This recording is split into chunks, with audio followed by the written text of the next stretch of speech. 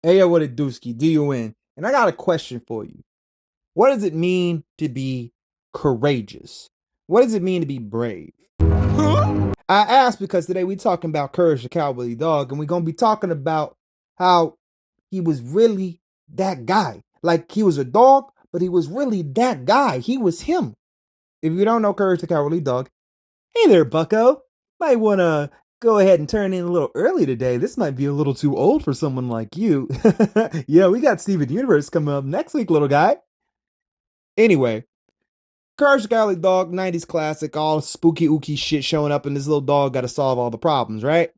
Courage is like the updated Scooby Doo. He ain't really solving mysteries. He just solving problems on some real shit. He really do just be clipping motherfuckers. One of my favorite episodes is Doc Gerbil. Motherfucker steals Courage's people from him. Courage show up to go on a motherfucking jet ski race.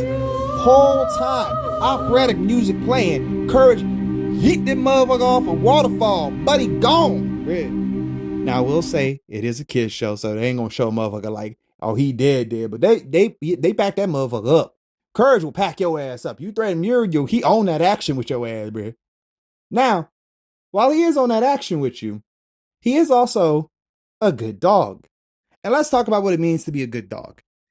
The episode that I want to talk to y'all today about is The Mask from season 4.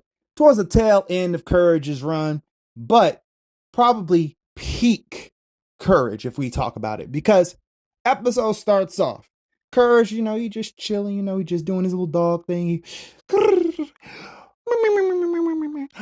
And mysterious shorty just show up from out of nowhere, proceeds to immediately start beating the shit out of Courage with a fucking sink. She really was on that action with them. Muriel old gump ass come out talking about, oh, Courage, you've made a friend. Meanwhile, Courage over here, but he got 500 pounds of lumps on his head. Muriel over here like, oh, what a new friend. Invites the bitch in.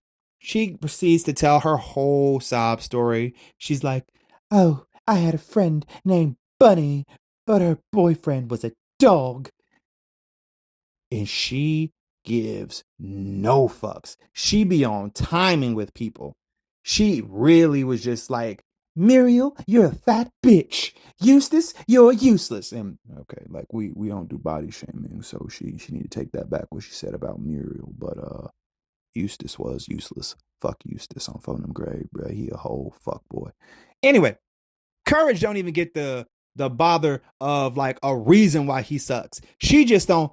You're a dog, and beats the shit out. She beats his ass with a sink, beats his ass with a fish. She just fucking him. Damn near flushes the dog down the toilet. She hate this motherfucker. Now, Courage, rightly so, is scared to shit of this motherfucker and wants her to fuck out his house.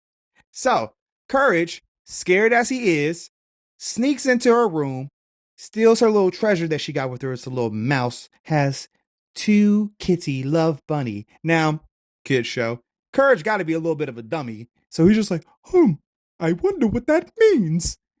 Steals a little toy, jumps out the window. He on his mission. I gotta get this bitch out my house. Now, it would be nice to be like, oh yeah, Courage did this altruistically. Courage was doing this just because he loves doing the right thing. But no, Courage wasn't doing that because he liked doing the right thing. He wants the bitch out of his house. But he know this bitch would literally heam his ass up on sight if she caught his ass.